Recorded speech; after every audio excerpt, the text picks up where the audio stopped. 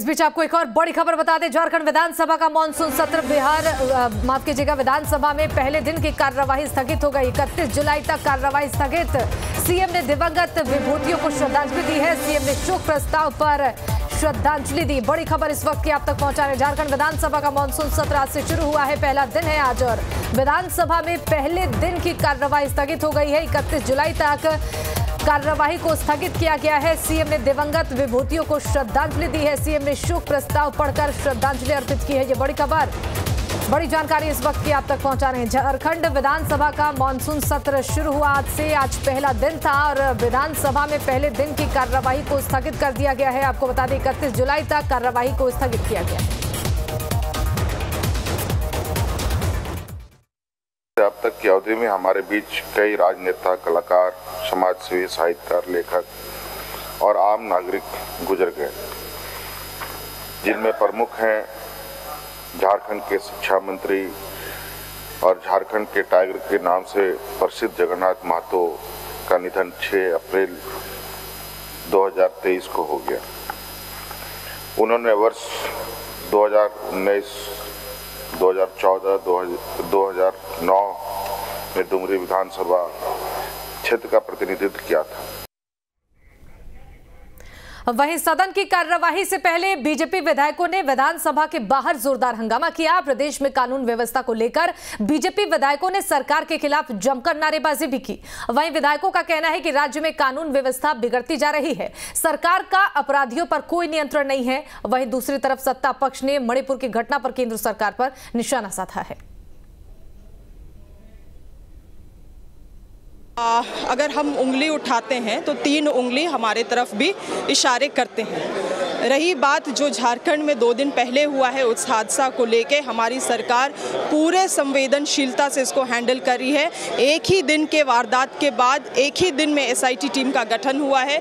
कुछ लोगों को हिरासत में लेते हुए उनसे पूछताछ भी हो रही है और मुझे पूरा विश्वास है कि जल्द अपराधी भी पकड़े जाएंगे। मगर हमारी सवाल उनसे है जो एक इतने निंदनीय घटने में जो मणिपुर में हुआ, वहाँ की भाजपा सरकार उसमें 2 महीने तक मौन रही। तो सवाल तो हमारा उनसे है, तो वो अपने गिरबान में भी झांके और उंगलियां उठाने से पहले अपने में भी देखें कि वो किस तरह से अपने राज्यों में काम कर रहे हैं। देखो, कानून व्यवस्था जहां अपना है, कानून अपना काम करते जा रहा है ना।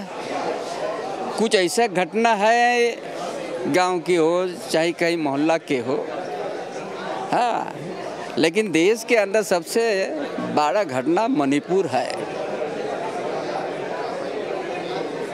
जो गृह युद्धों में परिवर्तन हो गया है। निश्चित रूप से ये पूरा देशवासी उसका आवाज उठा।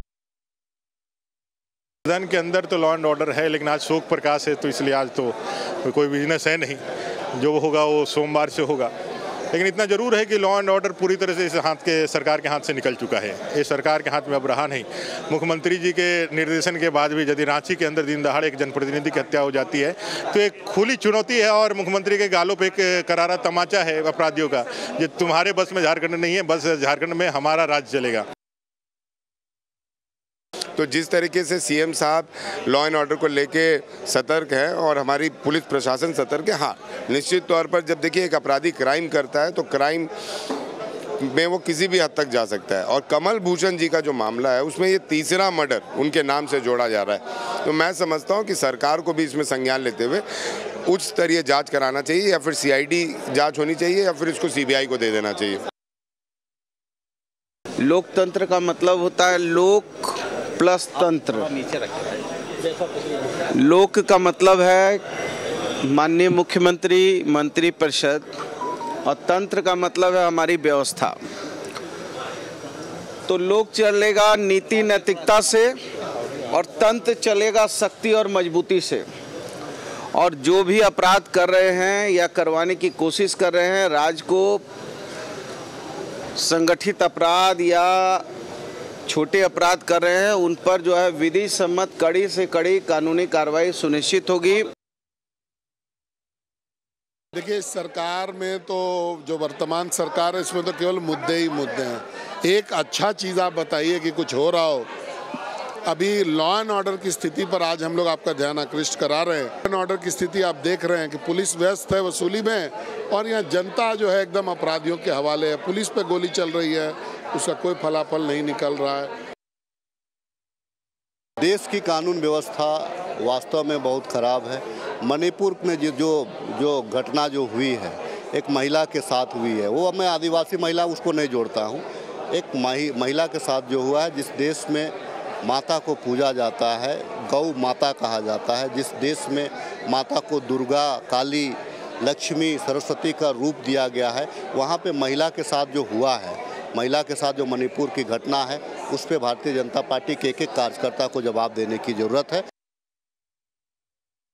बीजेपी के लोगों के पास कोई मुद्दा है नहीं। मैं मानता हूं कि अपराध हुआ है और अपराधी राजधानी में जिस तरह का अपराध उन्होंने किया है, वास्तव में निंदा का विषय है। हम इसकी निंदा करते हैं, लेकिन ये जो कह रहे हैं, इनके अपने दामन में झांकना चाहिए कि पूरा देश, पूरी दुनिया देख रही है क्या हो रहा है मणिपुर में। इस पर भी इन्हें जवाब देना चाहिए कि पूरे पुलिस, अर्धसैनिक बल, सारे गृह मंत्री चुपचाप से आंख बंद करके देख रहे हैं और सरेआम गोलियां चल रही हैं, बम चल रहे हैं, सैकड़ों लोगों की हत्याएं हो गई।